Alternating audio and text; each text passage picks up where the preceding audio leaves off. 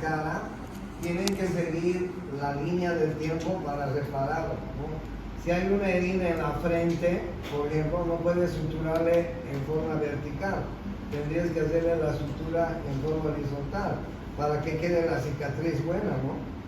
Y lo mismo, si hay una herida en la cara, en la boca, etcétera, tienes que seguir las líneas del tiempo en la reparación de esas heridas, ¿ok? Porque si en la boca le vas a hacer una sutura horizontal, a esa persona le va a quedar una cicatriz fea, ¿no es así? Entonces es bueno que tomen en cuenta estas cosas. Vamos a ir viendo los músculos que están en relación con la órbita. Y cuando hablo de estos músculos que están en relación con la órbita, me tengo que referir primero al fronto occipital, o se llama occipito frontal si quieren. Occipito frontal, ¿qué hace el occipito frontal aquí alrededor de la cavidad orbitaria? Ahora les explico. El occipital nace en la parte posterior, en el occipital, en la línea nucal superior y en la protuberancia occipital externa. Y sus fibras musculares se dirigen hacia arriba. Y el frontal nace en la región supraciliar del frontal o superciliar del frontal. Y sus fibras se dirigen hacia arriba también.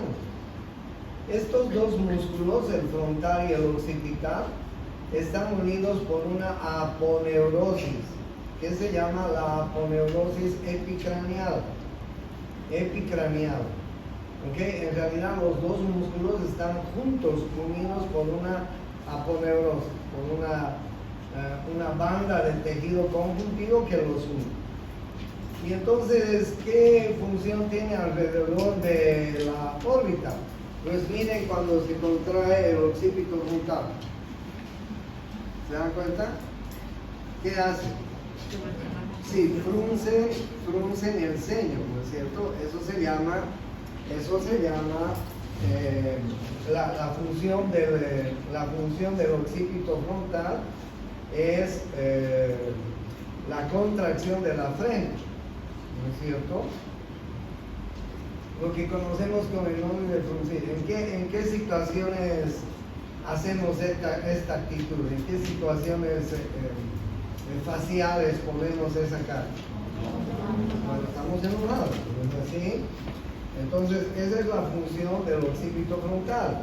A pesar de que el occipital está muy atrás y el frontal adelante, pues miren cómo está unidos por una aponeurosis que se llama occipito frontal. La función del occipito frontal es corrugar la frente. Esa es la palabra exacta. Corrugar la frente. ¿Ok? El segundo músculo que está en función de la órbita y que también va a colaborar a la función del frontal es este pequeñito que lo ven acá, que se llama el corrugador superciliar. Corrugador superciliar. Este corrugador superciliar siempre nacen en plano profundo y se insertan en plano superficial. Tengan en cuenta esto. Como ustedes están viendo, están haciendo en la parte interna de la órbita y sus fibras musculares están yendo oblicuamente hacia arriba a encontrarse con el músculo frontal. Entonces, este músculo va a colaborar en la corrugación de la frente. Por eso se llama corrugador superciliar. Porque cuando este músculo se contrae, corrugamos esta línea superciliar que tenemos en la cara, la región superciliar. ¿Ok? Entonces el corrugador superciliar es un coadyuvador, un ayudador del frontal. El siguiente músculo que tenemos y que ustedes lo pueden apreciar se llama el prócer. El prócer nace en el dorso de los huesos propios de la nariz. Miren ustedes, sus fibras musculares se dirigen hacia arriba y oblicuamente hacia afuera y se entremezclan con fibras del músculo frontal. Y el músculo prócer tiene la misma función que el frontal y que el corrugador superciliar, es decir, va a corrugar la frente. ¿Ok? Esa es la función de este que les estoy mostrando, que ha aumentado el tamaño. Entonces, bien, el prócer es el tercer músculo que tenemos en relación con la cavidad orbitaria y con esta función de corrugar la frente. Finalmente, el cuarto músculo que tenemos es el músculo orbicular de los ojos. El músculo orbicular de los ojos es un músculo que tiene dos porciones. Una porción orbitaria, que está alrededor de la órbita, y una porción palpebral, que está alrededor de los párpados. ¿Ok? Y como ustedes están viendo en esta figura, sus fibras musculares son circulares. Pero hay una razón para indicarles dónde se inserta.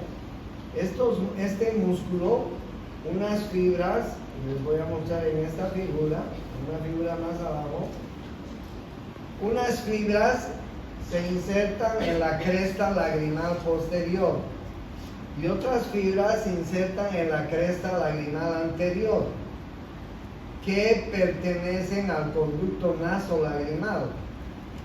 ¿Entienden? Miren ustedes, unas fibras están naciendo en la cresta lagrimal posterior, otras fibras en la cresta lagrimal anterior.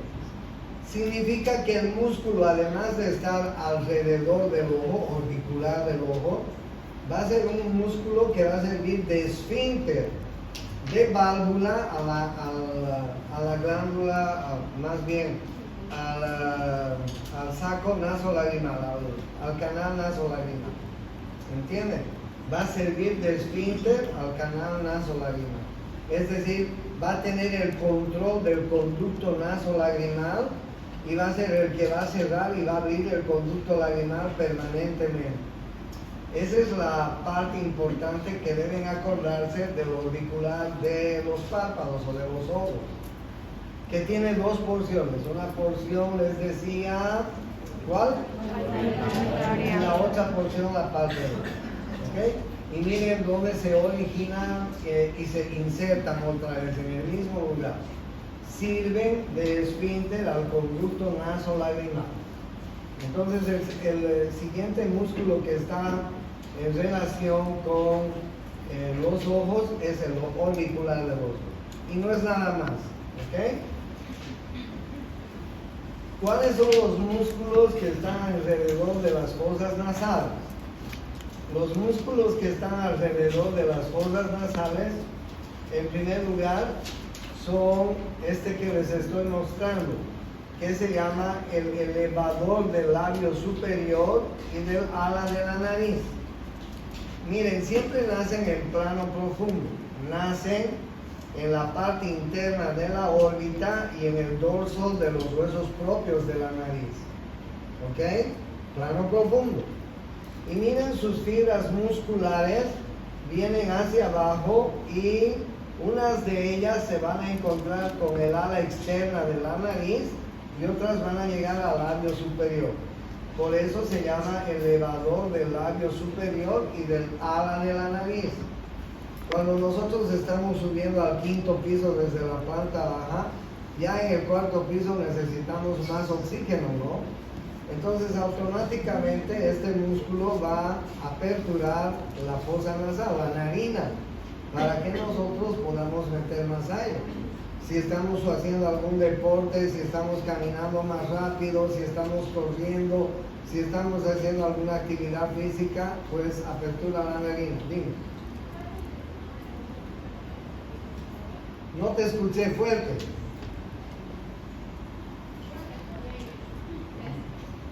No la escucho. ¿Alguien me puede repetir?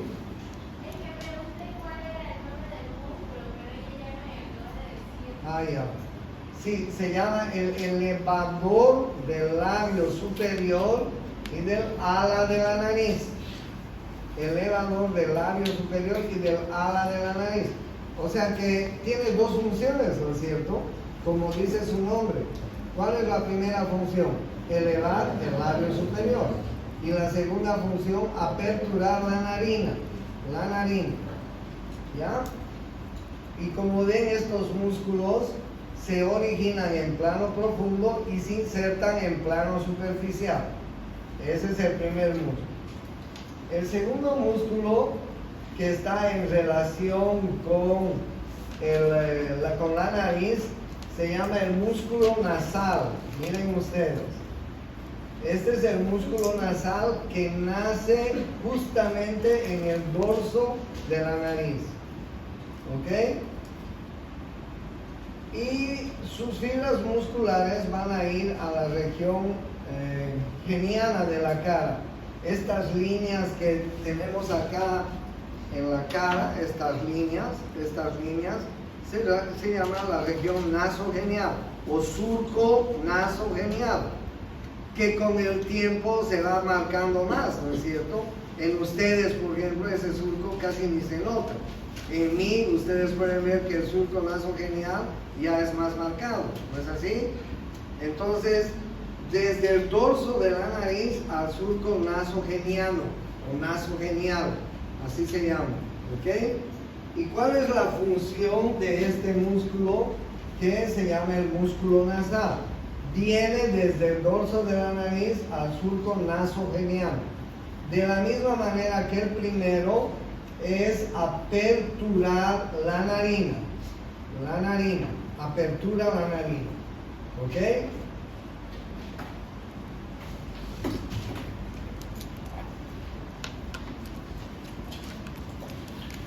Entonces yo les he hablado de dos músculos.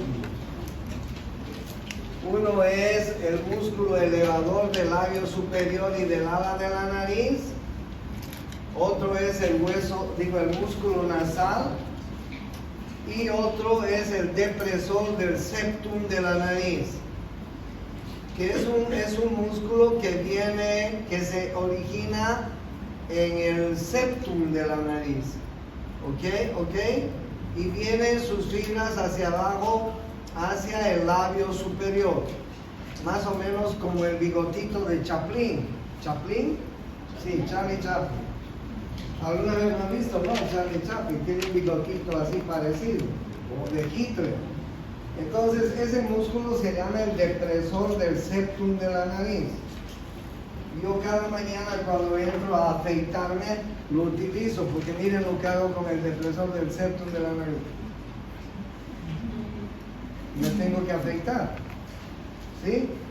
Las mujeres creo que no usan el depresor del septum de la nariz, pero los varones que tenemos un poco de barba tenemos que afeitarlos, y a veces quedan vellitos acá, y para que no se vean feos tenemos que bajar el septum de la nariz y afeitarlo. ¿Entienden? Se llama el depresor del septum de la nariz. Nace en el septum del tabique nasal y sus fibras musculares vienen hacia el labio superior. Y su función es deprimir o bajar hacia abajo el septum nasal. ¿Se entiende, no? Sí. ¿Cuáles son los músculos que están? Bueno, esos tres son músculos que están alrededor de la fosa nasal. ¿Cuáles son los músculos que están en función de los labios? Los músculos que están en función de los labios son, en primer lugar, músculos que están en relación con el labio superior. En segundo lugar, músculos que están en relación con la comisura labial. Y en tercer lugar, músculos que están en relación con el labio inferior. O sea, los clasificamos en tres partes a los músculos que están alrededor de la cavidad bucal. Músculos que están en relación del labio superior, músculos que están en relación con la comisura labial y músculos que están en relación con el labio inferior. ¿Ok? ¿Cuáles son los músculos que están en relación con el labio superior? En primer lugar, alguien que ya les he contado, el elevador del labio superior y del ala de la nariz, que a la vez eleva el labio superior y apertura la narina. ¿Ok? Ese es el primer músculo que lo vuelvo a repetir, porque tiene doble función, como dice su nombre. El segundo músculo es el elevador del labio superior. Miren, el elevador del labio superior es un músculo que nace en la región del maxilar y sus fibras musculares vienen hacia el labio superior. Tienes que venir hacia adelante si quieres asiento, porque hay asientos aquí adelante, esa niña que está ahí atrás. Tienes que venir aquí adelante, si quieres entrar. Y ya sabes cuál es la moraleja, tienes que madrugar. Ven aquí adelante. Elevador del labio superior, nace en la región del maxilar superior y sus fibras musculares vienen al labio superior. El tercer músculo se llama elevador del ángulo de la boca. Elevador del ángulo de la boca. Nace también en la región del maxilar superior y sus fibras musculares vienen al ángulo de la boca. Y tiene la misma función que el anterior, elevar el labio superior y elevar el ángulo de la boca. ¿Ok? Y los completamos con estos dos que nacen en el hueso cigomático o malar. Se llama el cigomático menor, el primero, y el cigomático mayor, el segundo, que están naciendo en el hueso cigomático. El cigomático menor nace en el hueso cigomático y sus fibras vienen al labio superior, al ángulo de la boca casi. Y el cigomático mayor, que también nace en el cigomático, en la cara externa del cigomático, sus fibras vienen al labio superior y al ángulo de la boca. Es decir, estos músculos que les acabo de mencionar, el elevador del labio superior y del ala de la nariz, el elevador del labio superior, el elevador del ángulo de la boca, el cigomático menor y el cigomático mayor, ¿actuarán en qué circunstancias? Claro, llevan hacia arriba y hacia afuera el labio superior. Acuérdense del enemigo de Batman que tiene su labio así, ¿qué se llama? El guasón, el Joker. Tiene el labio superior así, ¿no es así? Esos músculos son los que van a elevar el labio superior y el ángulo de la boca hacia arriba y hacia afuera. Hay dos músculos que están en relación con la comisura labial. Uno es el buccinador. El buccinador está en plano profundo. Nace en la fosita buccinatriz. ¿Se acuerdan dónde está la fosita buccinatriz? Está en el borde anterior ¿de qué? De la mandíbula, ¿no es cierto? En el borde anterior de la mandíbula. Y el buccinador viene hacia la comisura labial, ¿ok? Pero este buccinador tiene una función diferente, es el músculo del soplido, es el músculo del silbido, o sea, no lleva la comisura labial hacia afuera, más bien la comprime, ¿ok? Y nos ayuda a soplar, nos ayuda a silbar, es el buccinador, ¿ok? Y el siguiente músculo que está muy superficial se llama el risorio. El risorio nace a nivel del macetero, del músculo macetero. Y sus fibras musculares vienen al ángulo de la boca. Entonces, risorio, más todos los músculos que les he mencionado anteriormente son músculos de la alegría, si ustedes quieren. Cuando sonreímos o cuando reímos, ¿no es así? Entonces son músculos que nos dan una expresión facial de tranquilidad, de alegría, en fin. Son músculos que ustedes se dan cuenta, lleva el labio superior y la comisura labial hacia afuera y hacia arriba. Intervienen en los estados de ánimo de alegría. ¿Estamos de acuerdo? Muy bien. ¿Cuáles son los músculos que están en relación con el labio inferior y que intervienen en los estados de ánimo de la tristeza? Porque llevan el labio inferior y la comisura labial hacia abajo y hacia abajo, ¿sí? Sobre todo. El primer músculo se llama el depresor del labio inferior.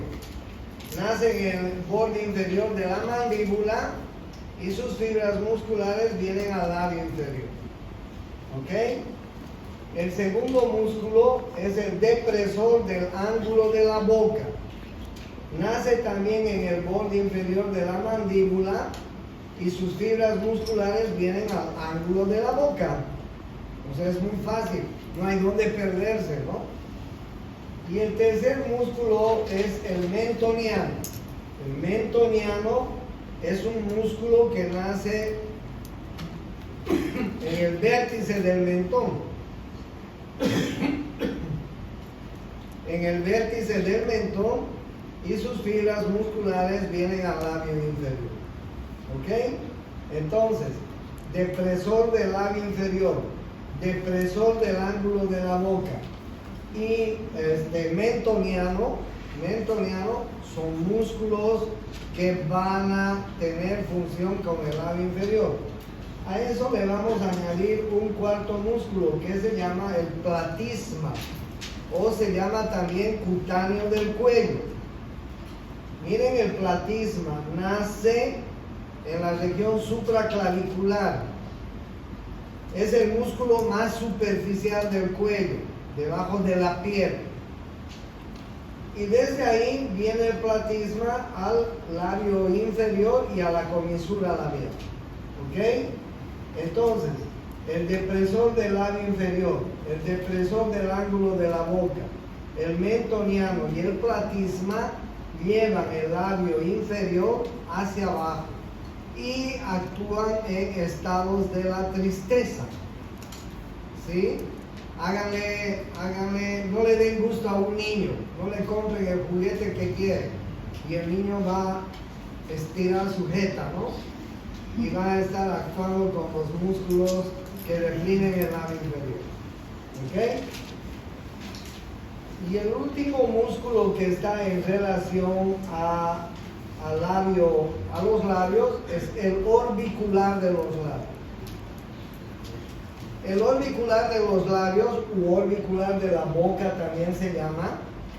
Es un músculo que está alrededor de los labios. ¿Okay? Es un músculo compresor de la boca.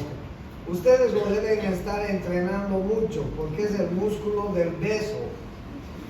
Y ustedes están en la edad de entrenar mucho entre ustedes cuando están enamorando. Así que el orbicular de los labios es compresor de la boca, es el músculo del ósculo, del beso. ¿Listo? Esos son los músculos que están alrededor de la cavidad bucal. Hay otros músculos que están alrededor de la cavidad auditiva. Son músculos que no tienen, que están ahí, pero que no tienen una función muy definida. Uno se llama auricular superior. Miren, el auricular superior nace en la base del pabellón auricular. En la base del pabellón auricular y sus fibras musculares se dirigen hacia arriba. Se llama auricular superior. El auricular anterior es este que lo van a ver ahora. Sus fibras nacen en la parte anterior del pabellón auricular, y sus fibras musculares se dirigen hacia adelante. Y el tercer músculo es el auricular posterior. Nace en la base del pabellón auricular y sus fibras se dirigen hacia atrás.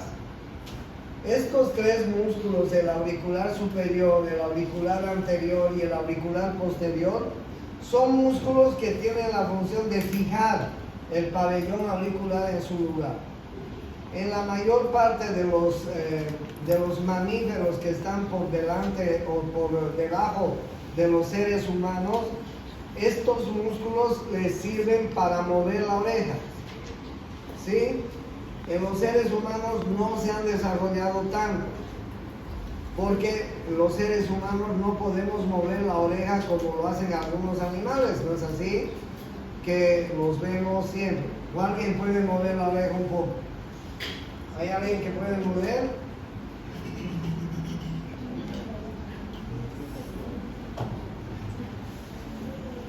Entonces, estos músculos que se llaman auricular superior, auricular anterior y auricular posterior son músculos que van a fijar el pabellón auricular en su lugar y nos van a ayudar a sostener.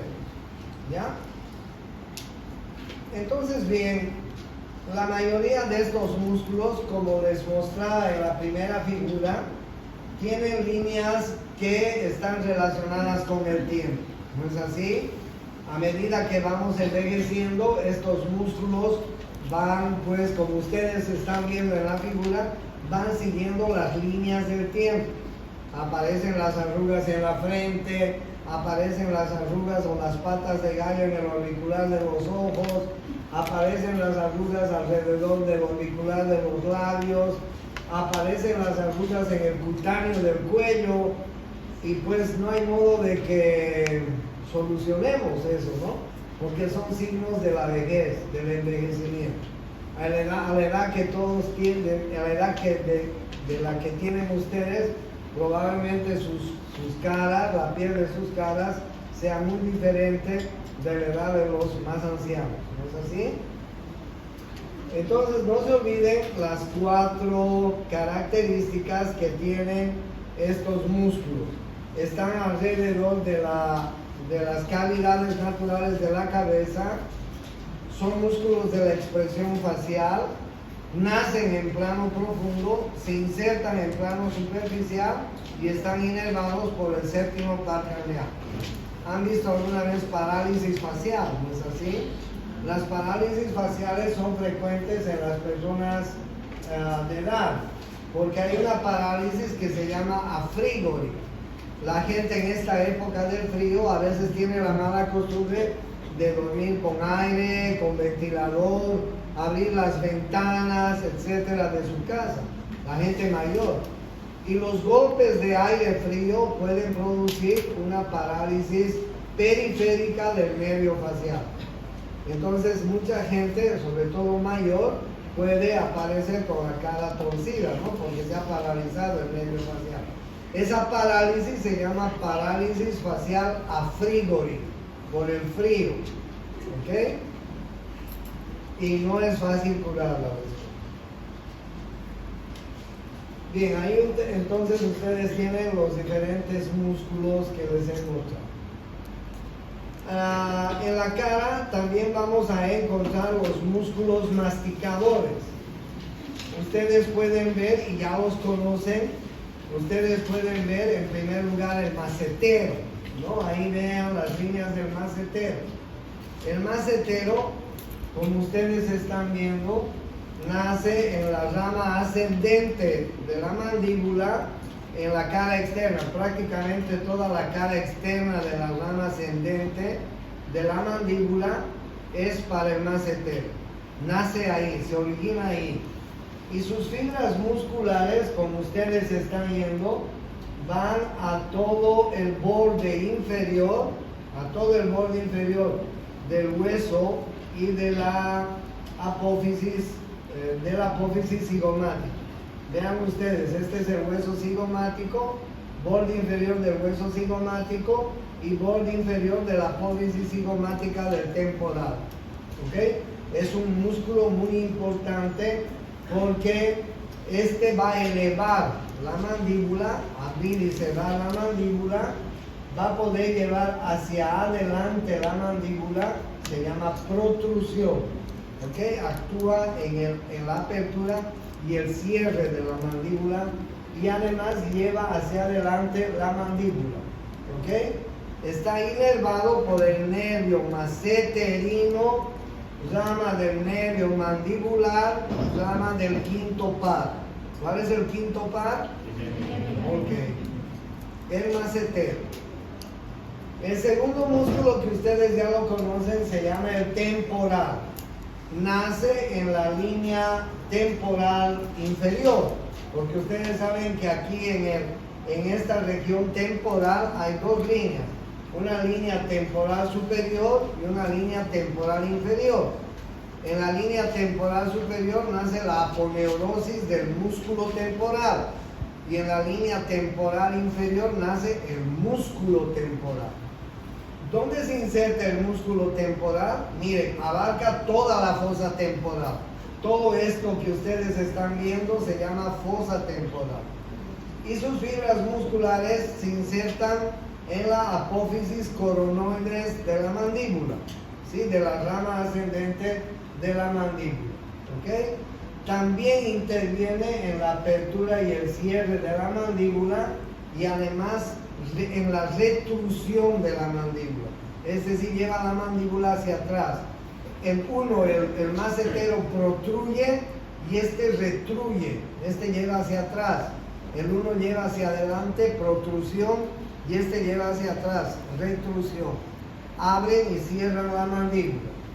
Está inervado por los nervios temporales profundos, ramas del nervio mandibular, ramas del quinto par.